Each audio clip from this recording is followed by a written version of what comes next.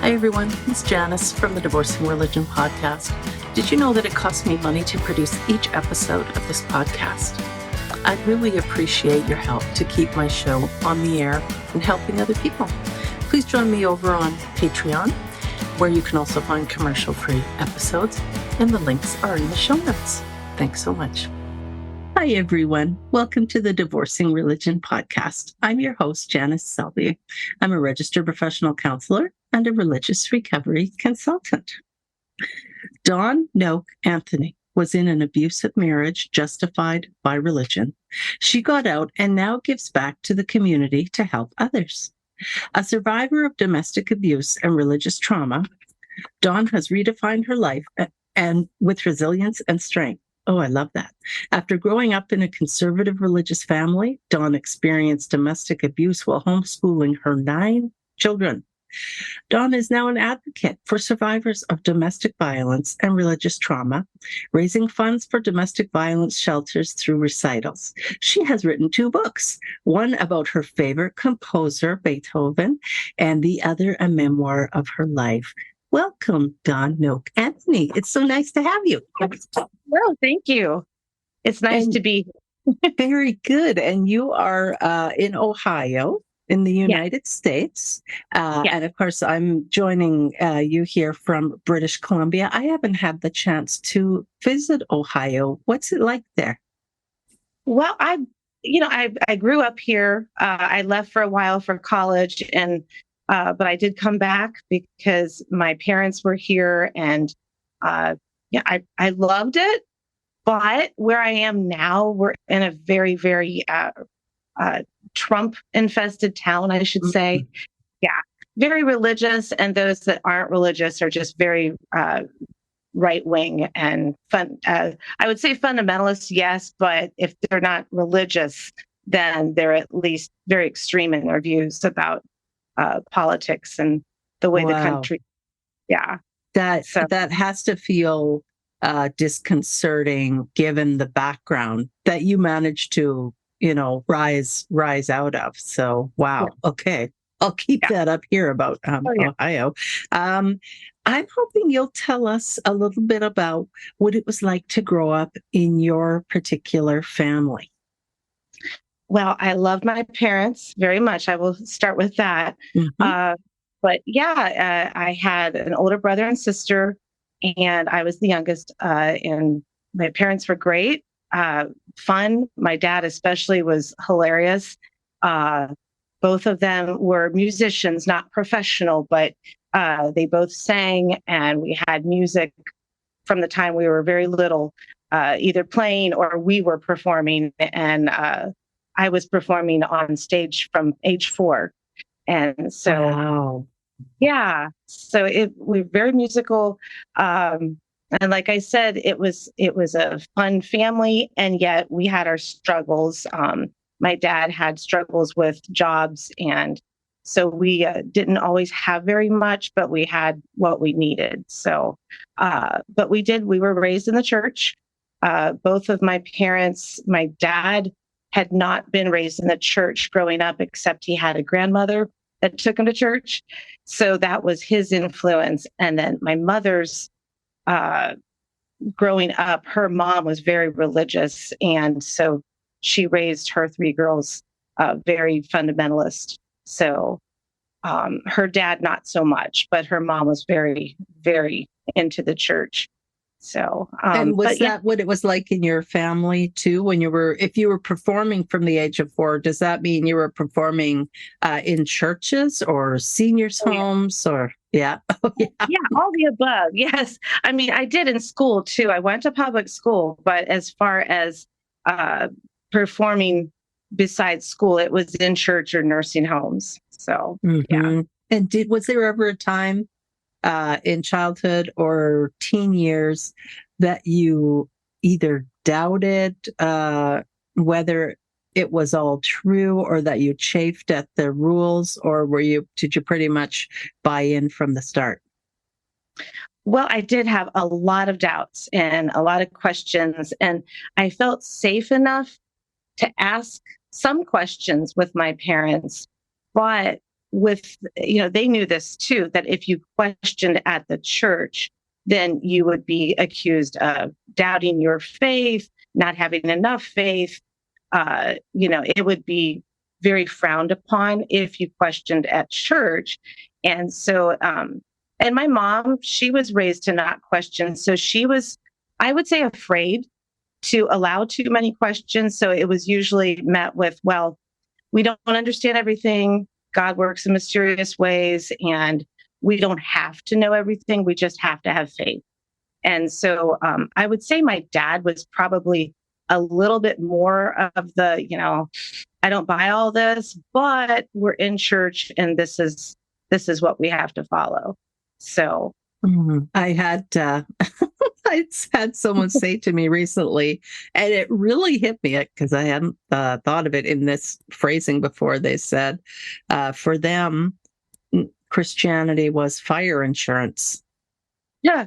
And I thought that was such a great way to put it. So they didn't necessarily believe it, but they were too scared to poke at it, to question it, to tug on the thread, lest it all unravel. So was the type of church setting that you grew up in, was it non-denominational? Was it Southern Baptist? What was the flavor, if you don't mind saying?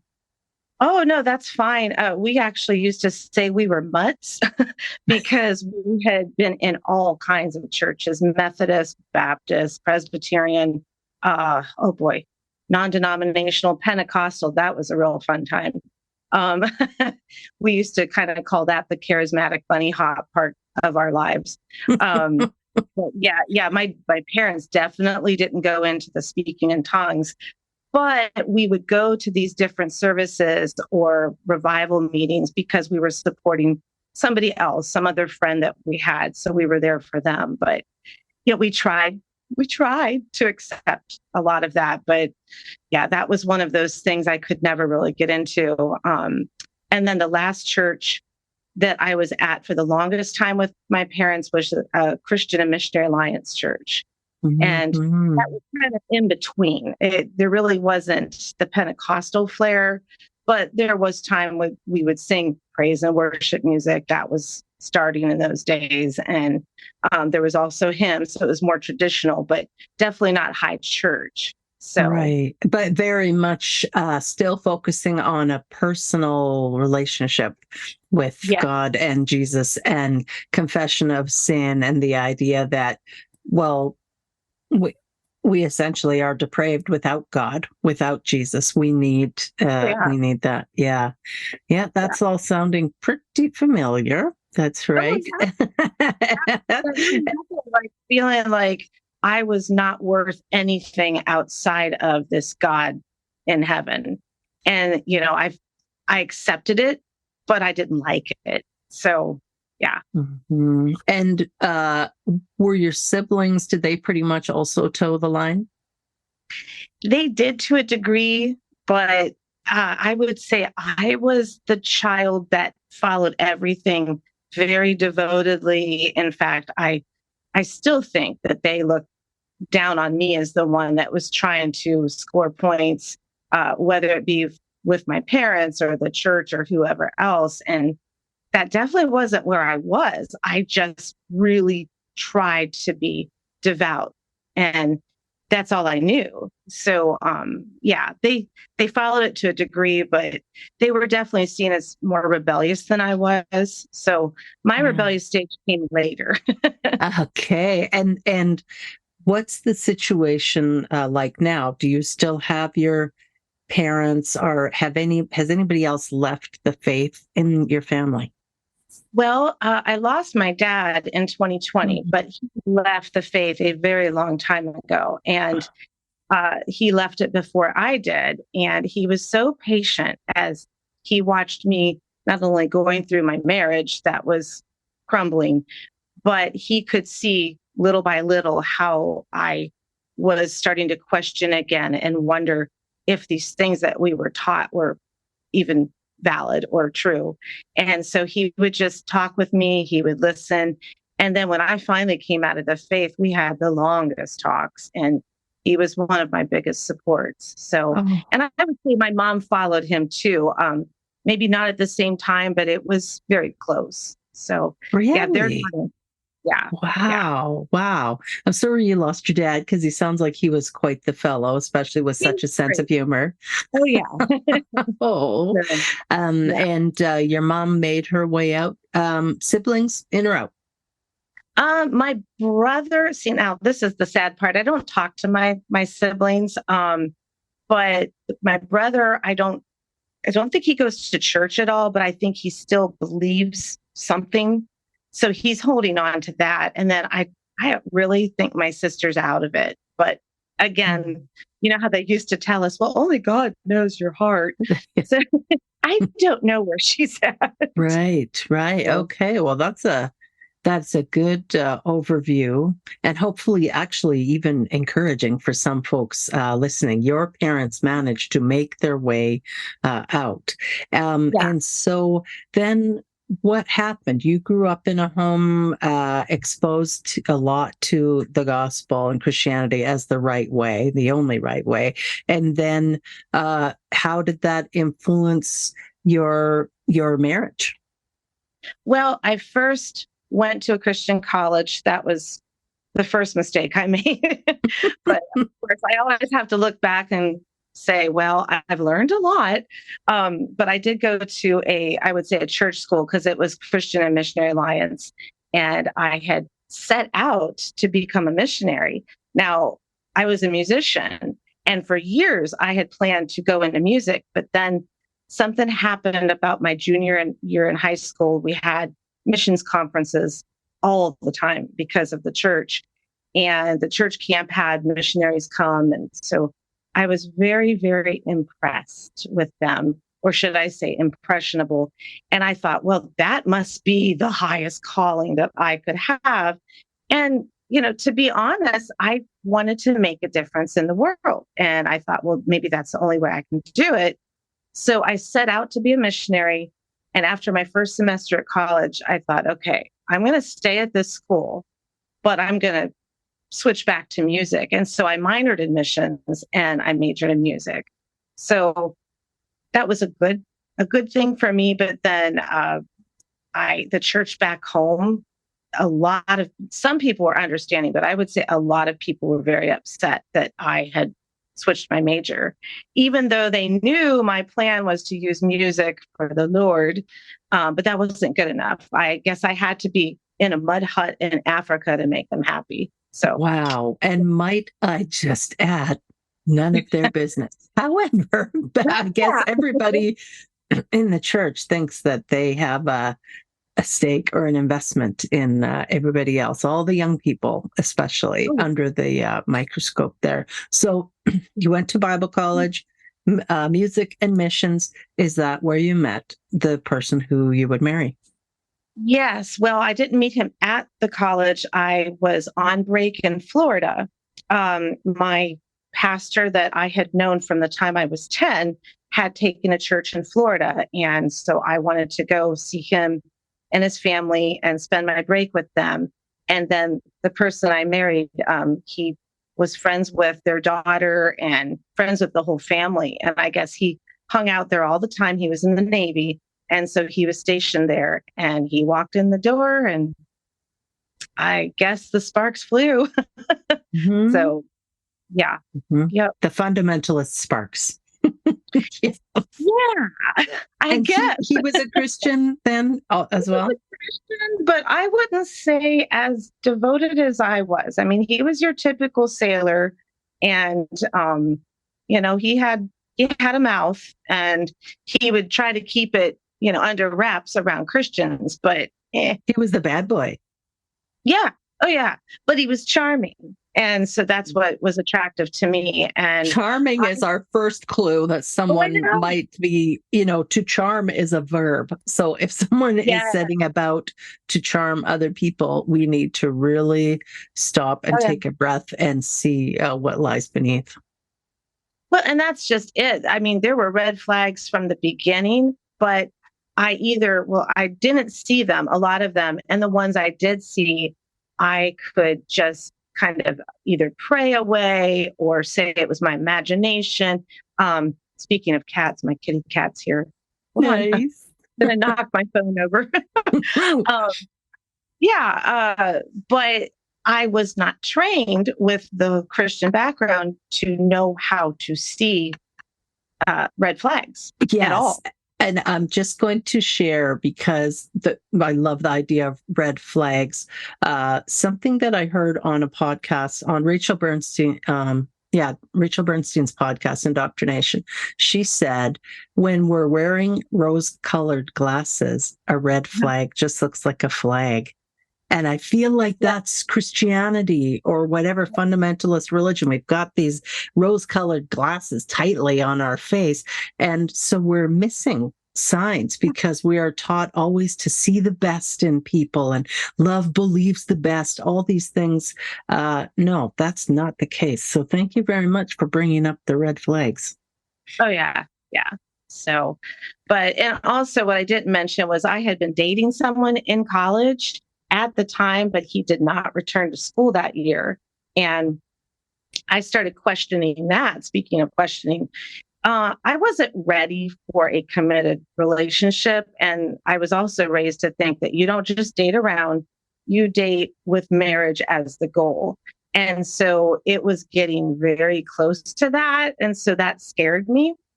And there were problems with that relationship. So I let go of that. But what I should have done, the whole woulda, coulda, shoulda, I should have just been alone for a while and reevaluated my life. But no, I got into another relationship because, I wanted somebody that actually thought I was pretty and they would pay attention to me and they would take care of me one day. Because again, here I am thinking marriage. And instead of being happy with who I was, but again, I wasn't happy with who I was because told all my life, you're not worthy without Jesus. And you're not complete as a Christian female, especially without a partner, because there's no higher calling than wife and mother, where your job is to be growing the next generation, producing the next generation, and training them up. So you embark on a relationship with the sailor, even though he's kind of rough around the edges, but he's not opposed to Christianity. And then so you have a Christian wedding, I assume, and then you're off to the races. Oh, yeah. Well, and the 2 years leading up to that wedding was a long distance relationship. So I didn't see the red flags when I met him, but we hardly had any time actually together. So it was phone calls and letters and, there wasn't email back then and no social media. So I didn't really know what he was like. Not really. And so, we married at a big church. In fact, it was not the church that I attended as a child, but my dad sang there a lot with one of his choirs.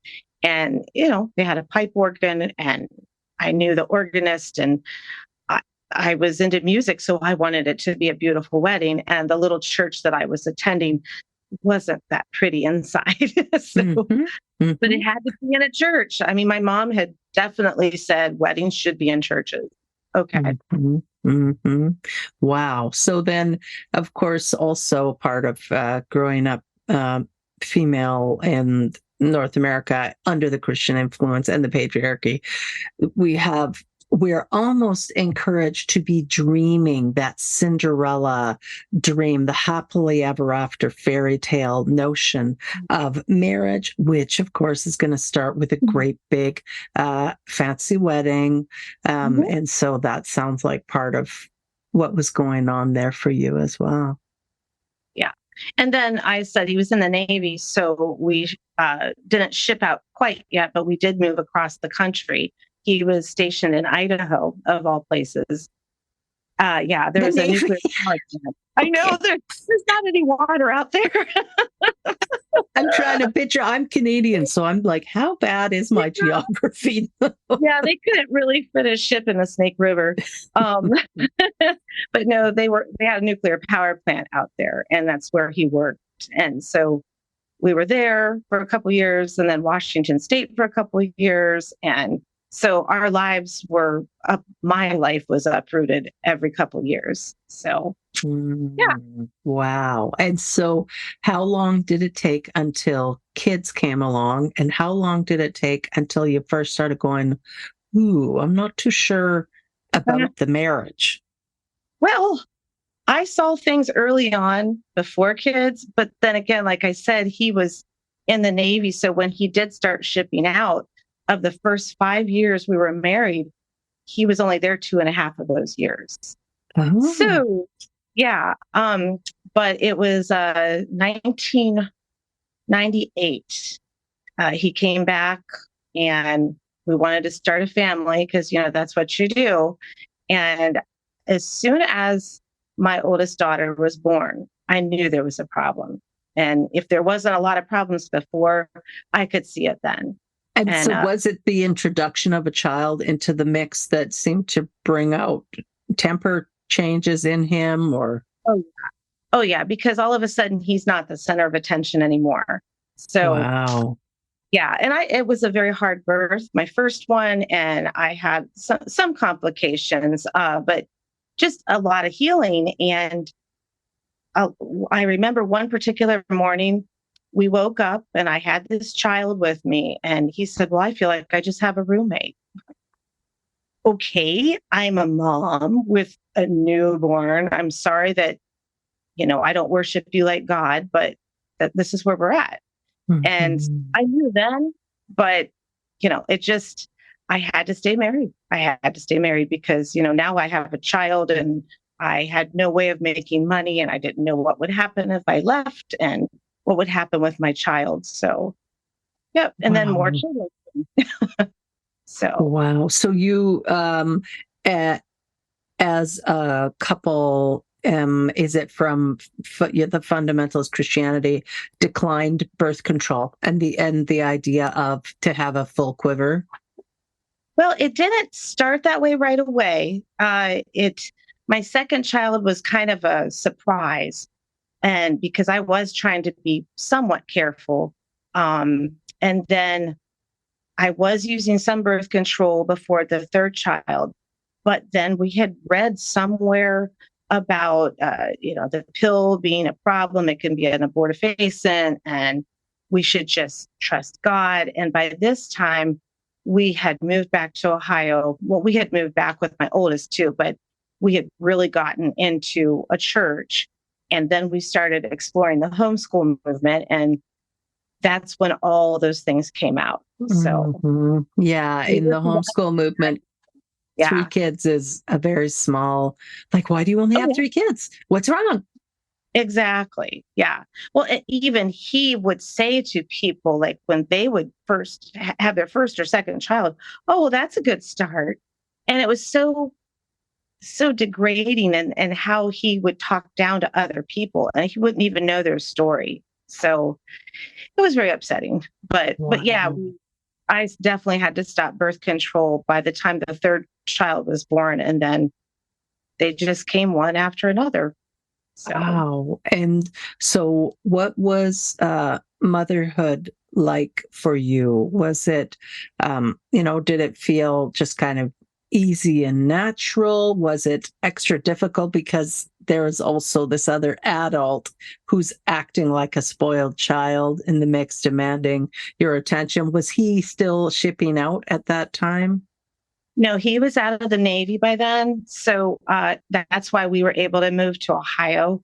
He had gotten out and found a job in between. His parents were in Indiana at the time, and mine were still in Ohio. So we settled in Ohio, and so that was good because at least I had my parents somewhat close by.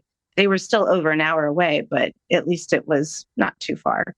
Um, but yeah, he made it difficult. He really did, and I love my children. And that part of it was natural. I love those baby years, and I love teaching them and all the things that I did. But I always felt like he was jealous of everyone that would come, and which was ironic because I thought, well, if I don't keep having the children, then maybe you'll get more attention eventually. But no, I had to keep having children. So, Wow. And was it very important to him that he be in charge? Like, did he also lord his position over the children? oh, yeah. Yeah. He was very much in charge, even though he didn't do anything when it came to helping the house run, homeschooling. That was not, he didn't do anything with that. He would constantly interrupt our lessons. There was a time that he came home to work, and he stayed home to work at one point in his job. And I didn't know when he would interrupt whatever we were doing or take a child to the tool store or whatever. So that was very frustrating. And then every year we would go to a homeschool conference, and he could parade his kids around and see, hey, look what I've done. Look at all these kids that I homeschool. And Oh I my was drowned. gosh. Wow. Yeah. Yeah. Wow. And And I was getting scared because I love to teach the kids. I really did. I won't lie about that. But I was looking at the future thinking, how am I going to keep doing this? Am I going to have the energy? I have a music degree, but I don't have a teacher's certificate. I'm not good in math. All those things. And I kept thinking of high school and what am I going to do with these kids? But I was always told, either by him or other homeschoolers, oh, God will give you everything you need. Uh-huh. wow. So, and I prayed a lot. I prayed a lot. And I wrote a lot of journal entries. And even my journal entries, I would share those concerns. But anytime that I would say I wasn't getting along with the husband, it was usually my fault. And I would write that down. I would say, well, I just need to be a better wife. And Wow. Boy, I can relate to that. oh, yeah. Yeah. I mean, that's one of the reasons that I started wearing a head covering, because the marriage was just difficult. Relating to each other was difficult. And I knew it must have been me. It must have been my fault. It couldn't have been my husband, because he was my God-given, got my air quotes, my spiritual head. And so he couldn't be doing anything wrong or saying anything wrong. And so the head covering to me was a constant reminder that I was to submit, bite my tongue into a bloody nub. Yeah.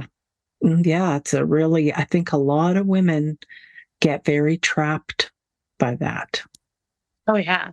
Yeah. And I had been in a homeschool support group in one part of Ohio. We had lived it's about a half an hour away from here. And it was a really good group, of course, Christians, and they all touted the same belief system, but at least I had other women that I could share my concerns with. And then when we moved to about the area we are now, there wasn't anyone around. I mean, I heard there was a big group, but by then I was so tired, and I just got I would say I felt cloistered, as well as my children. And we had a small farm, and I loved that. I wanted to do that so much for me and the kids. And we had goats and horses and all those great things, but we had no people around us at all. And even in the church we were going to, it was a half an hour away, and we didn't see those people throughout the week. Wow. And that's that isolation. That's a concern that I have for of course, any family where there's abuse going on, but thinking of children who are then homeschooled on top of it, who is coming around to check on those kids? Who would have any idea if there is abuse going on in the home? That the isolation, it is a concern. Oh, yeah. Oh, yeah. Yeah, it was. So, and there was abuse. I was abused. I like to tell people I was every kind of abuse except for physical, except that as I started to learn and explore and research, all the abuses I was suffering led to physical abuse because, whether it be emotional, psychological, all those things were affecting my physical body. And of course, just the pure having that many kids with no help at all. And I had suffered 3 miscarriages too. And Wow. so that was rough. One of the miscarriages, I almost died. And I remember it was after my 5th child. She was a big baby, and I'm a small statured woman. My 5th child, my midwife had said, "You can't have any more, or at least wait for a while." And then I went on to have more. And yeah, Oh so. my gosh. Um, and so then what happens? You're looking down the road to high school thinking, ooh, I'm not sure I'm equipped to help these kids, to give them the education that they actually deserve or should be getting. So what happened as time went on there? Well, I would say I still had to just bite my tongue and pray because that's what I was told. But my oldest daughter just basically quit. She quit schooling. I mean, she did things on her own, but as far as really pursuing anything, she was so busy helping me. And, she was helping raise the kids. And How old would she have been? she at the time was 14. Wow. So he was still reading like crazy, and she would write papers for me, and she'd try to struggle through math things, but most of the time she was just helping me keep the home. So, and that Mhm. that was rough. And I would say around the time that my 7th child was on the way is when I noticed I was really into a depression. But I didn't dare say anything because in that world, not just the husband, but that whole world, you don't go to a psychologist or a counselor or anything because all you need is God. So, You so I didn't get certainly in. don't admit you're depressed. No, no. Oh, So wow. So you were in a depression. So that, of course, uh, really dampens any energy that you might have. Um, wow. And that about your daughter, the eldest one, uh, just having to take on more and more of the family chores and helping with the younger ones. This is also something really common that we hear. And a lot of, um, women who've grown up in large families, they actually don't have kids, a lot of them, because they feel like they've already raised their families. So exactly that's a tricky what situation. Yeah. with her, she was so much like me in personality, and she was a musician as well. And so she really threw herself into her piano and things like that. But she also knew as long as she was living in that house, she was stuck. There was probably no way she could go to college.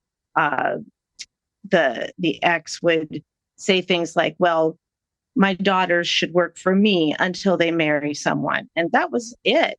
And if she were to play piano, it would probably be for church, or she could teach lessons or something like that. And that was it. And so, and every time she'd sit down to practice and he was around, he would make sure he was interrupting or making sure that he wouldn't help keep the kids away or anything like that. So that Mm. was rough. That's so upsetting. So fast forward a little bit to where you're recognizing that you can't stay in that situation anymore. I would say after my last child was born, uh, I knew then I couldn't keep going because I probably wouldn't survive. And I didn't know what I was going to do. And I had a friend, I'm trying to remember when this was. I think my youngest was maybe 6 months old. And he was a good friend from high school. In fact, my husband now, he was friends with him as well. And he would come and visit us every few years. And he came and visited, and we had run to the store for something, just the 2 of us, which the husband at the time did not like that. He was jealous of anything, male, or it could be female if they were taking attention away from him. But I was able to get away and we just talked for a few minutes. And he looked at me and he said, are you going to keep having kids? Are you okay? Something like that. It's been a few years. And it was then I realized I can't keep this up. And when he left, I was in tears and he knew I was in trouble, but I knew at that point, I need to start figuring something out. But again, it wasn't till, almost another 6 months when I realized I've really got to get out of this. But, when you're in it, you don't know how to cry for help. And, people would say, well, if you just would have told us, I didn't know how. And, only those that really knew who I was and all that knew I was in trouble. And anybody just from the outside, oh, she's got it all together. Wow. And I did. And so your youngest was 6 months old when thankfully this friend was courageous enough to express their concern for you in that way. So how old was your oldest at that time? Oh dear. I can't remember. Okay. She would have been at that time, she probably would have been 16. Okay. Maybe All almost right. 7. Yeah. And did any of the kids ever say, like, Dad's a jerk? Why are you still with him? Or we could do better? They wouldn't. Well, I know my oldest 3 had major issues with him, but they wouldn't say it quite like that. They wouldn't say, why are you still with him? Basically, they were just trying to figure out how they could cope. And, but yeah, there was fighting. I would say by June of 2016 is when they all started noticing that I was fighting with the husband. And and that was new because previously you probably zipped it most of the time and just let him have his tantrums. So then now you're starting to stand up for yourself and not accept the verbal and emotional abuse. So what happened next? Were you afraid of what might happen if you said you wanted a divorce, or did you have a safety plan in place, anything like that? Yeah, I was working on a safety plan. Again, I had never gone through this before. So, I've never tried to file for divorce. So I didn't, to get a lawyer, where am I going to get the funds for something like that? I did not know what I was going to do.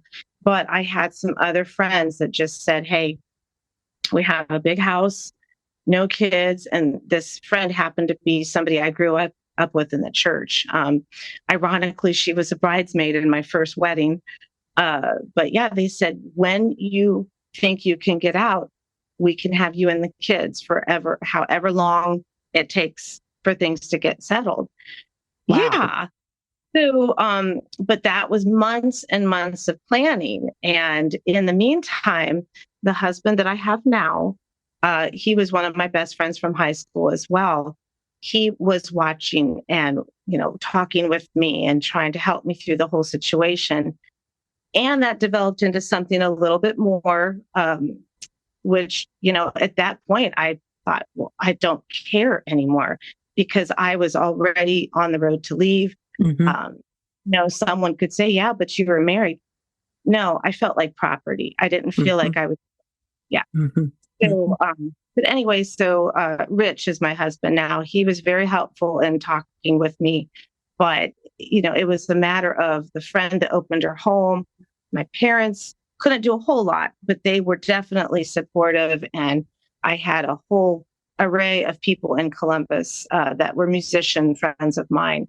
They were all willing to help us. Wow.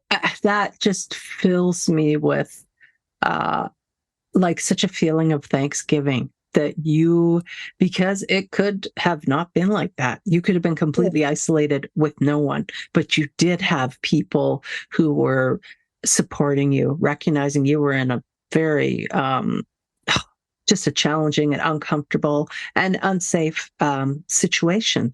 And so then you've got this offers of support.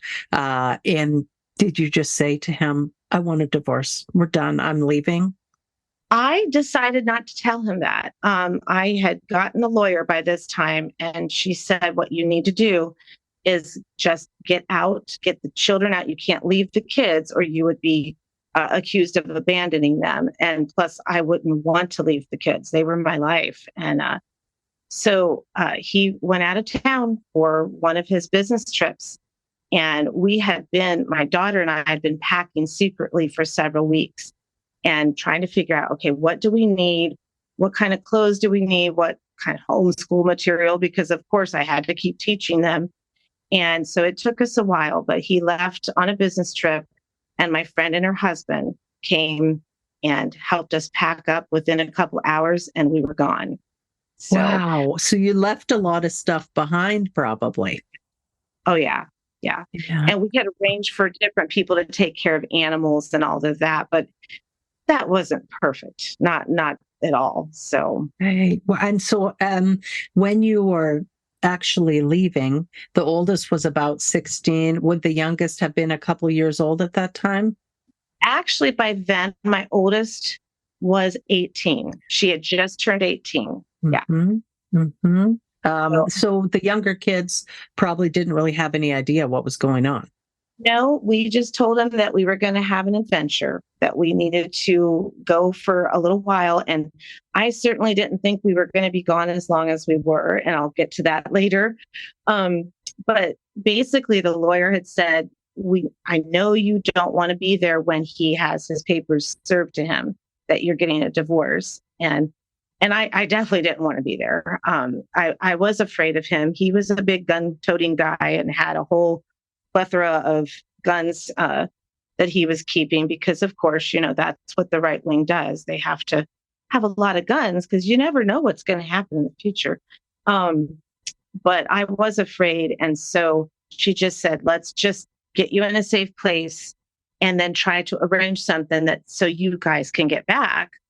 And he, first he found out that I was leaving because I had to take money out of a credit card that he and I both had, but she thought we should have some money in a safe place, for down the road. And then she had me take half of what was in the checking account down to the penny. And I didn't take any more, not stealing, just money that we could live on.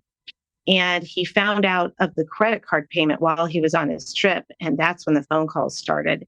And he was texting and calling nonstop. And my lawyer had said, ignore him, ignore him. I left a note at the house to let him know we're staying with friends, we are safe. But he didn't really know what was up until the papers were served. And then at that point, he avoided it for several weeks. He was able to hide out when the sheriff's deputy would come. And yeah, so. Wow. And that actually turned into 4 months. So, yeah. Okay. 4 months, so, 9 kids. wow. So you were staying in the home of somebody else with all your 9 kids. I was staying with them. We stayed there for about a month and a half. And we noticed things were just getting too much for all of us. It was hard on them. It was hard on us. And, at the time, I don't think they understood I can't put these kids in school at this time. That's going to have to be arranged some other time. But, they were seeing that I wasn't really able to teach a whole lot. And, you try, but what can you do when you're scared? And I'm always looking over my shoulder to see if the husband figured out where we are. And, but yeah, we went on from there to a couple different places, all musician friends. One was a violin teacher of my daughter. One was my voice teacher, precious lady from England. And also Rich had put us up in a cabin for a couple of weeks too. So that was, yeah. So that's how we got around. But, we were running out of money. And I know that the ex at the time was hoping I would just run out of money and come back. And so, yeah. Mm-hmm. And so how long did it take for the divorce to actually happen? Oh, from start to finish, about 18 months. Yeah. Mm-hmm. And by It then, were you in a more stable situation? Yes. When the court ordered the kids go back to the home, and they knew I didn't have a home because there was no way I was going to keep that house. I didn't have the wherewithal to have a job that would pay for a house payment, but we were to share the house on different shifts. And that was very uncomfortable.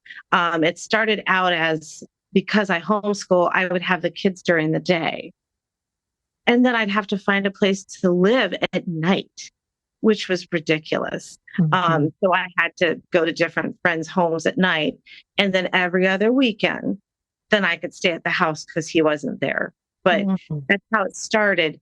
And he was really hoping that he could take the kids completely. He wanted full custody. And so my lawyer just kept saying, you've got to find a house, got to find a house. And my daughter, my baby, at the time, we would drive and drive. And by this time, the other kids were in school. They had to go to school. We would drive looking for houses, and there just wasn't anything. I was looking for something to rent. And I finally turned down a street, and I thought, okay, this is it. This is the last street today. And as I was driving up our street, there was a man nailing a sign to the house saying it was for rent. I ran in the house. It's a tiny little house, 1 bedroom. And I'm sure there was a lot wrong with the house. And they were in the middle of fixing things. And I said, I want it. That's it. Because the ex had made sure that the court date that would decide things would be moved up. And he was hoping I didn't have a house. Well, I got a house and I went to court. He didn't know I had a house. And he was so mad, so angry. Of course, I didn't have to listen to him, but I watched him from a distance, his hands flailing as he's yelling at his lawyer, like, yeah, you can't take kids from me. So a 1-bedroom house with 9 no, kids. 1 bathroom, one bathroom. 1 bathroom. Yeah. Okay. One Okay. bathroom, which is That's bad. better. There's 10 of us. So, Yeah. Yeah. But yeah, it was a roof over your heads. Right. Yep. Yep. Wow. So and then the from kids. that time, that was the end of 2017. And it took until it was right the day after Easter of 2018 when the divorce was finalized. So, yeah. Okay. And then now here we are in 2023. And how much has changed since then? Seems like a lifetime ago. A lot. I didn't know the word deconstructing, but I started deconstructing in 2016 when everything started. And oh, goodness gracious, I don't know where to begin because so much has happened. My oldest is married, lives in Indiana. She's got a great husband. She still plays piano, but she's got a whole lot of other interests as well. And so she's been piece by piece putting her life back together. Nice. My second child, which is my oldest son, he is on the spectrum. He's autistic, great kid. I shouldn't say kid, he's 23 years old. But yeah, he graduated. I was able to get him diagnosed at a center in Columbus. And so he had all this help and he graduated from high school. He has a full-time job. My next child changed her name, and I should say he or they because they've changed pronouns, but completely changed their name. And so Jonathan and Atlas moved out of their father's house completely. They didn't have to go back and forth, but that took some time. And then I have another one on his way out because he's almost 18. And down the line. So and so you have both continued to share custody? Yeah. I wish we didn't, but it's better than not having them at all. So it's week on, week off. So I have him for a week and he has him for a week. So wow. What a story. That is so incredible. All the different moving pieces there. And somehow in the midst of all that, you managed to write 2 books. Well, I shouldn't, it's not past tense. I'm writing. So, yes, I'm in the middle of them. So Oh. doing that, and I'm singing. So I'm still the musician that I've always been, but now I don't have as many hiccups. I mean, I'm busy. I have all these kids and all that, but I have a husband that supports me and all the things I want to do. And so I sing professionally. Well, I was in the symphony chorus. I'm taking a little break from that, but I was in an opera group and I do a lot of singing gigs, whether it's weddings or special dinners. I just did one this last weekend. And then I work at a church on Sundays, an Anglican church. For those who can't see, my jaw just dropped. Yeah. But I have said to people that if this particular church wanted me to write a statement of faith, or if they forced me to take communion, then I would quit. I just wouldn't do that. I don't feel right about it. But nope, they just want good voices. It's just a 4 voice ensemble, and we're all professional, and they appreciate us. And I'm doing what I love, and the people in this congregation are sweet people, and you know, Nice. yeah, they're Oh, not good. fundamental, and that's Right. a big change. Yeah. So, Yeah, for sure. There is a huge difference. right.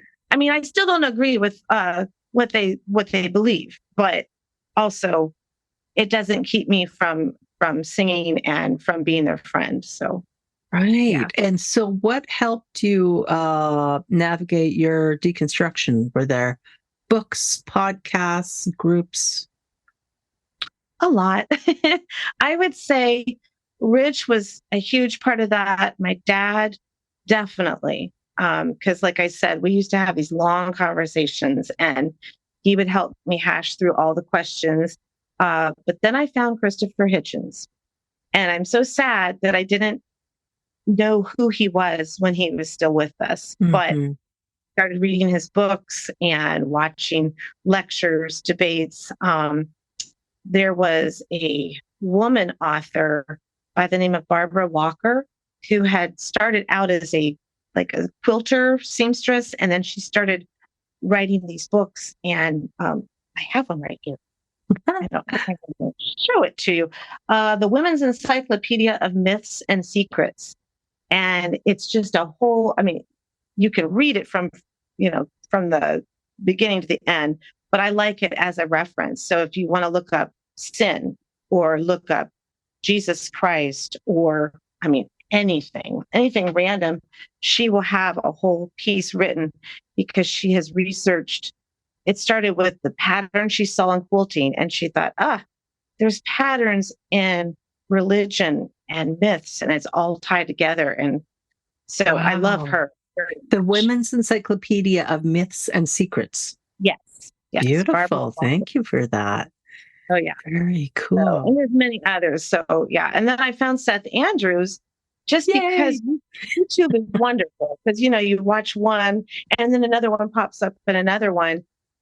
And when I started listening to Seth, I thought, oh my goodness, he gets it. He completely gets it. Because here's Christopher. He wasn't entrapped by it all, Hmm. but Seth was. And then I started finding women. You're one of them, but different ones that had similar stories to mine. And so just all of that. And I did find a good group in Columbus. I don't see them very often because it's an hour away, and I mostly do my driving for my music gigs. But Mhm. they just been great support, and yeah. Wow. And how's it been with your kids navigating deconstruction? Um, you know, really well.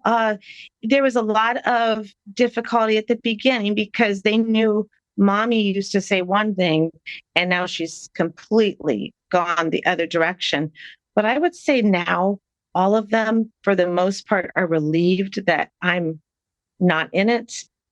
There's one child that tries to toe the line with her father and the stepmother. He recently married, um, but it looks more of a way to get things she wants.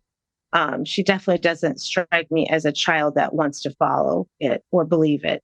Um, but yeah, all of them will come here. I still have the six going back and forth. And just last week, my 17-year-old, he dropped his backpack from school and he collapsed on the couch and he said, "Finally, we're home." And that's how it is every other week. So Wow. Wow. Okay. I'm glad that it's going so well. And just in our last couple of minutes, would you talk a little bit about some of the ways that you are giving back at this point? yes. So besides talking with people and reaching out that way and writing, one of the books I'm writing is my life and all of that. So I hope that that will help in the future. But with my singing, I had an idea of having a recital that would benefit the victims of domestic abuse. And so my first one was last year, and I have another one coming up in April. And so I have a lot of Amazing. collaborators for that. My first one, my two daughters were involved with that. And then my next one, I'm hoping to have the other kids share some of their talents with me. So, yeah. Wow, what a wonderful idea.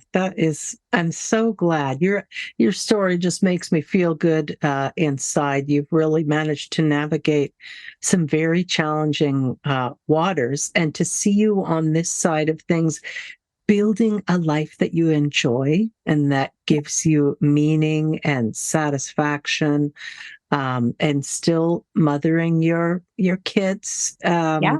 Wow. Thank you so much for reaching out to me and for sharing your story. Oh, thank you.